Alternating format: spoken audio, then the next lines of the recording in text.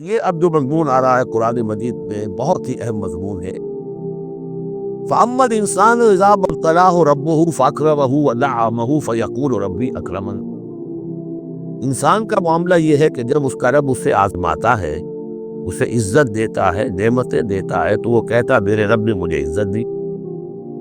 وَأَمَّا إِذَا مَا ابْتَلَاهُ فَقَدَرَ عَلَيْهِ رِزْقَهُ، جب اسے آزماتا ہے اور اس کا رزق جو ہے اس پر تنگ کر دیتا ہے، راشننگ کر دیتا ہے، تھوڑا تھوڑا دیتا ہے، فَيَقُولُ رَبِّي أَهَانَنِ، تو وہ کہتا میرے رب نے مجھے ذلیل کر دیا۔ کلا، ایسا نہیں ہے۔ آپ کو کیا خرابی نظر آئی اس میں؟ کوئی شرک نہیں ہے۔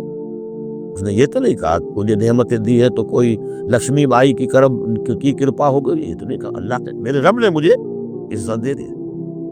اور اگر کہیں تنگی آ گئی ہے تو یہ میرے رب نے مجھے ذلیل کر دیا۔ توحید تو مکمل ہے نا یہاں، کہ کسی اور دیوی دیوتا، کسی اور الہہ کا تذکرہ نہیں ہے۔ رب ہی نے مجھے عزت دی، رب ہی نے مجھے ذلیل کیا۔ تُعِزُّ مَن تَشَاءُ وَتُذِلُّ مَن تَشَاءُ، اے اللہ تو ہی ہے جس کو چاہتا عزت دیتا ہے، جس کو چاہتا ذلیل کر دیتا ہے۔ تو کیا خرابی کیا ہے اس میں؟ اس میں خرابی یہ ہے کہ اس دنیا میں جو کچھ تمہیں ملتا ہے تم اسے عزت مت سمجھو، یہ امتحان۔ اور اگر کبھی تنگی آتی ہے اسے ذلت نہ سمجھو، یہ بھی امتحان۔ یہ برابر ہے۔ یہ تم نے اسے عزت سمجھا، دھوکہ کھا گئے۔ اس کو ذلت سمجھا، دھوکہ کھا گئے۔ چاہے توحید انٹیکٹ ہے آپ کی، لیکن توحید جو ہے وہ تو یوں سمجھیے کہ جڑ بنیاد ہے ہدایت کی، اس سے اوپر بھی تو منزل ہے ہدایت کی کہ نہیں؟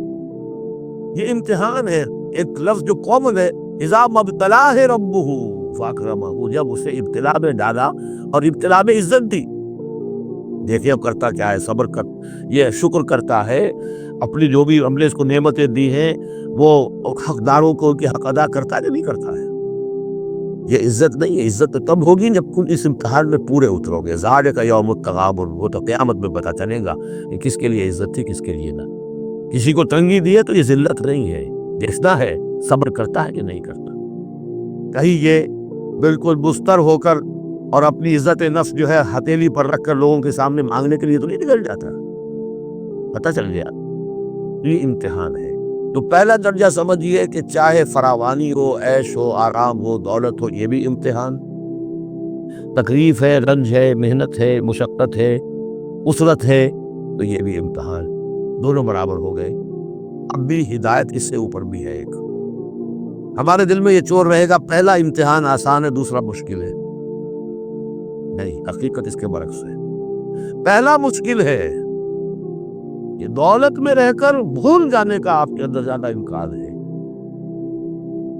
الہا، حدیث آپ کو سنائی تھی، ما قل و کفا خیر مما کثر و الہا۔ اگر زیادتی ہوگی، دولت ہوگی، تم اللہ کو بھول جاؤ گے، تو زیادہ سخت نقصان یہ ہے، زیادہ بڑا امتحان یہ ہے۔ اور اگر ناپ تول کر مل رہا ہے تو ہر وقت اللہ یاد رہے گا، یہ ہلکا ہے، در حقیقت وہ ماری ہے۔ اور اسی میں وہ واقعہ لوٹ کر لیجئے امام احمد ابن حنبل رحمۃ اللہ علیہ کا، کہ جب وہ بار پڑھ رہی تھی، اس کے بارے میں الفاظ ہے کہ ہاتھی کو بھی وہ بار پڑھتی تو بالبلا اٹھتا، اس وقت آنکھوں میں آنسو نہیں آئے۔ کب آئے؟ جب بادشاہ وقت، خلیفہ وقت کا ایلچی آیا ہے اشرفیوں کے توڑے لے کر کہ یہ بادشاہ نے آپ کے لیے نذرانہ بھیجا ہے، تب رو پڑے، اے اللہ میں اس امتحان کے قابل ہوئی، یہ امتحان سخت ہے۔